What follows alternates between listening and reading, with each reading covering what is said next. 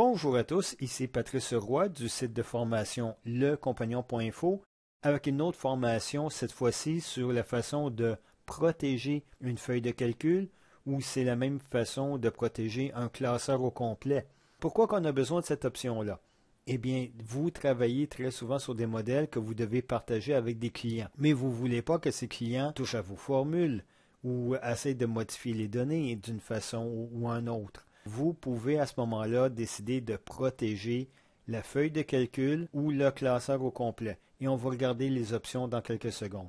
Mais avant, je vais vous montrer le modèle comme tel. Ici, on a notre classeur Excel et j'ai créé un tout petit modèle pour un calcul d'hypothèque où on commence avec une hypothèque de 200 000 $, un taux d'intérêt de 5 % par année et on fait 26 paiements par année, soit un paiement à tous les 2 semaines. On conserve l'hypothèque pendant 25 ans. Vous pouvez déterminer avec la fonction VPM quelle est la formule que vous avez besoin et ça va vous donner, pour cet exemple-ci, vous aurez un paiement de 539 $ à faire à tous les 2 semaines ou 14 000 $ par année, ce qui revient après 25 ans à 350 000 $ de paiement pour un emprunt initial de 200 000, n'oubliez pas. Vous pourrez travailler avec ces hypothèses-là, vous amuser avec, mais il y a des choses que je ne veux pas que le client modifie. Je ne veux pas qu'il modifie cette formule-là ou les autres. La manière qu'on fonctionne avec un classeur ou avec une feuille de calcul pour la protéger,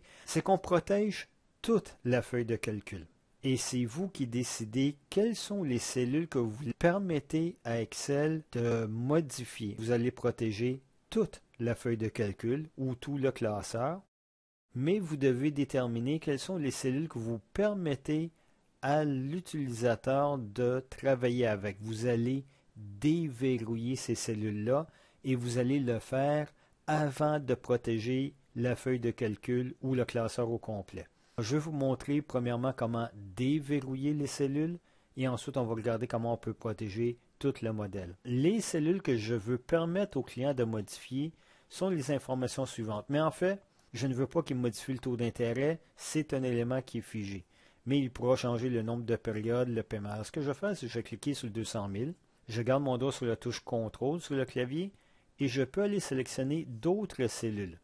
Alors, j'ai choisi, dans ce cas-ci, B6 et B7 en plus de B4 qui est mon bloc initial. N'oubliez pas que la touche CTRL vous permet d'aller chercher des blocs supplémentaires après votre premier bloc. Alors, vous faites votre premier bloc.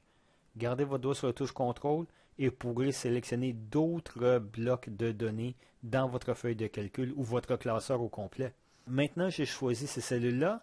Je suis sous l'onglet Accueil et je peux choisir le lanceur de boîte de dialogue de police, le lanceur de boîte de dialogue d'alignement ou le lanceur de boîte de dialogue de nombre. Alors, un des trois va me ramener à cette feuille de calcul. Et on va aller au dernier onglet qui est la protection. Et c'est là qu'on parle de protéger de feuilles ou pas. Et là, je veux déverrouiller ces cellules-là. Et quand ce sera le temps de protéger la feuille de calcul, ces cellules-là seront déverrouillées. L'utilisateur pourra les modifier. Mais aussi, si vous auriez voulu, dans d'autres situations, on pourrait masquer une partie du classeur avec l'option masquer. On ne va pas l'utiliser maintenant, mais je vais vous montrer que c'est possible. Là, ce qu'on a fait, c'est pour les 3 cellules, on les a déprotégées. Alors, j'appuie sur le bouton OK pour confirmer. Vous êtes dans votre modèle normal, alors ça n'aura aucun changement à votre modèle. C'est quand, une fois que le modèle sera protégé, qu'on verra une différence. Pour ce faire, on va aller à l'onglet Révision. Et en plus, vous avez les options pour protéger la feuille ou protéger le classeur. Dans ce cas-ci, on va juste protéger le classeur. Pour cet exemple, on va juste protéger la feuille. Une nouvelle fenêtre apparaît. Et là, vous avez le choix d'entrer un mot de passe ou pas. C'est à vous à décider si vous voulez un mot de passe ou pas. Si vous mettez un mot de passe et que vous l'oubliez, il existe des programmes qui vous permettent de retrouver le mot de passe, mais vous allez payer pour ces logiciels. Alors, s'il vous plaît, n'oubliez pas votre mot de passe ou écrivez-le quelque part. Et soyez certain que quelqu'un d'autre connaît le mot de passe aussi. Si jamais vous êtes incommodé ou vous n'êtes pas disponible, au moins quelqu'un d'autre a accès à l'information au mot de passe. Et là, vous décidez de protéger la feuille et le contenu. Et ce que vous pouvez faire en plus, c'est que vous pouvez autoriser les utilisateurs à apporter certaines modifications. Et c'est vous qui décidez lesquelles. Par exemple, je vais leur permettre de sélectionner les cellules qui soient verrouillées ou déverrouillées. Je pourrais décider d'activer et qui peuvent changer le format de présentation, être capable d'insérer des lignes ou pas. Et peut-être dans certains cas, vous voulez qu'ils soient capables de trier ou de filtrer les données. Si vous avez une liste de données qu'ils peuvent voir à ce moment-là, ça pourrait être intéressant pour eux d'être capable de trier ou filtrer pour trouver l'information spécifique qu'ils ont besoin. Alors ça, c'est des choses que vous allez décider que vous pouvez activer ou pas. Je ne vais pas mettre de mot de passe pour cette occasion et je ne vais pas choisir d'autres options, mais vous pouvez voir comment ça pourrait être avantageux dans votre cas.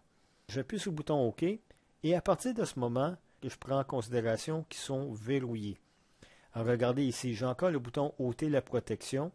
Si j'aurais mis un mot de passe, à ce moment-là, il faudrait que je rentre le mot de passe pour continuer à ôter la protection. Mais là, on le laisse comme ça pour l'instant. Alors, on voit qu'est-ce qui arrive ici. Alors, je peux encore me déplacer parce que j'ai donné la permission pour sélectionner les cellules, qui soient verrouillées ou pas. Mais là, je veux les modifier. Par exemple, ici, je veux modifier le taux d'intérêt. Vous savez que c'est une cellule protégée. Disons que je veux changer ça pour 3%. Eh bien non, Excel ne me le permettra pas parce que la cellule ou le graphique, même concept, que vous essayez de modifier se trouve sur une feuille protégée. Pour apporter les modifications, vous devez ôter la protection. Et si vous avez mis un mot de passe, vous ne voulez pas que vos clients ou autres le modifient. Parfait. Mais je veux modifier le contenu ici. Alors, au lieu de modifier le taux d'intérêt, je vais modifier le montant. Au lieu d'emprunter 200 000, je vais emprunter 150 000. Voici mon nouveau calcul. Au lieu de payer pendant 25 ans, je veux payer pendant 15 ans. Et voici l'impact que ça a sur mon modèle. Alors ça, c'est des genres de choses que la personne pourra modifier, pourra utiliser votre modèle, mais il ne touche pas aux formules ou aux éléments essentiels que vous avez mis. Alors maintenant que c'est fait, je vais ôter la protection. Alors, voyez-vous, je n'ai pas mis de mot de passe, donc pas de problème de ce côté-là. Et là, je peux revenir ici et dire, ben, le taux d'intérêt est plus bas, je vais le mettre à 4%, disons. Et voilà, je viens de modifier mon modèle sur une cellule qui était auparavant protégée. Et je pourrais m'amuser et complètement rendre inutile la formule essentielle de mon modèle si je voudrais. Alors, faites attention quand vous voulez déprotéger les cellules pour des clients aussi. Alors, c'est comme ça que ça fonctionne pour protéger et déprotéger une feuille de calcul ou un classeur.